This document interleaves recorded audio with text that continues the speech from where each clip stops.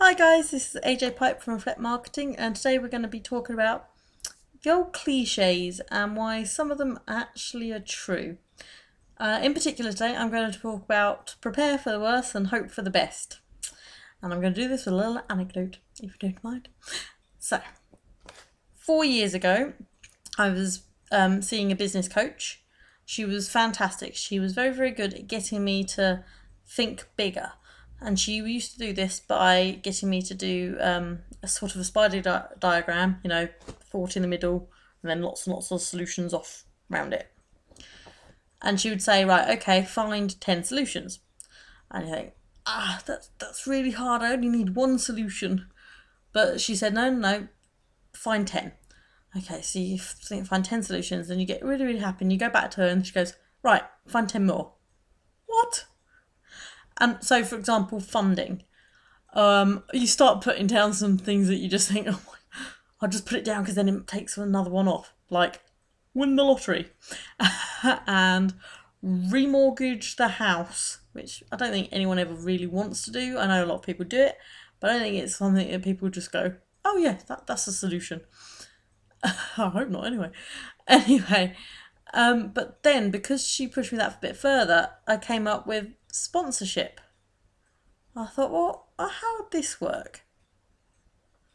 So anyway, I talked to people like Disney about supporting and giving toys and equipment to my childcare business.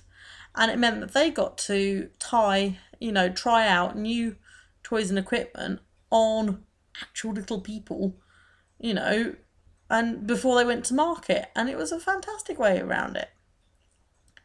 But I wouldn't have done that if I hadn't been seeing this business coach. Now, another thing that she got me to do, more to the point of the story, is that she got me to think into the future and write it as if now. Now, I know a lot of business coaches do this, but her way was a dear so-and-so letter. So in this case, it was, you had to have an imaginary best friend. And you wrote this letter to your imaginary best friend about something that had just happened. So whatever you want to happen has just happened, and you're now really excited telling your best friend about it in this amazing letter. Anyway, I thought, okay, I'll give it a go. Doesn't hurt, does it?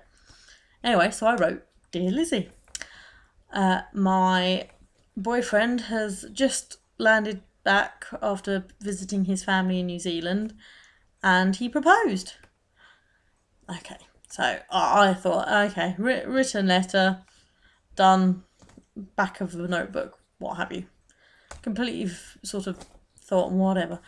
Anyway, my boyfriend went away, obviously for the month, to visit his family. And I found myself sort of semi-preparing for the relationship to be over.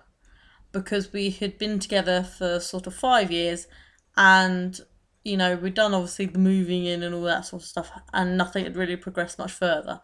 And I'm a, you will know, a sort of I've got to move forward sort of person. And so I hate being in limbo. It's worse than knowing the worst, really. So I started preparing that when he landed, if something big wasn't, a change wasn't afoot, then I will be taking him to a travel lodge and leaving him there and saying he could collect his stuff at a later date, because I just me can't be in limbo. Some people call that impatient. I call it driven.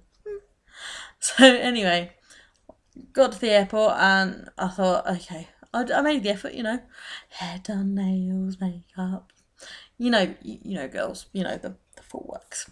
Anyway, got to the airport and he proposed. Of course I said yes. He's now my husband, father of my two children. But in the back of my head, it's always just, would that have happened the way that I had written it, had I not written it, if that makes sense. So I don't know, I just say have a go with these sort of things. It might be the universe, it might not. It might have happened anyway, it might not. But I don't know, I think with the prep actually really helped, because I knew that I had my actions, my response for negative sorted, and that made the drive up there and the anticipation and everything else much easier to handle.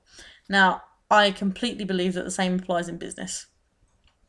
You know, if you are going to take some sort of a risk, or something needs to happen to move forward, I think the prep for the worst, although is quite might be a slightly morbid way of looking at it, and at least then you know what the worst is.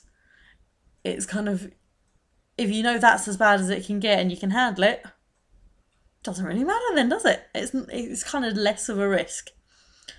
So today I would ask you to decide, you know, what risks can you live with? Have you got any sort of similar stories of how you've prepped for two situations and it's been a relief that you have, or a situation where you wish you had? If you could comment in the box below, that'd be fantastic. I'd love to hear your responses to this, because obviously everyone's situation is different, and I think it'd be quite interesting to see, you know, the preppers and the non-preppers and how the situation worked out as a comparison.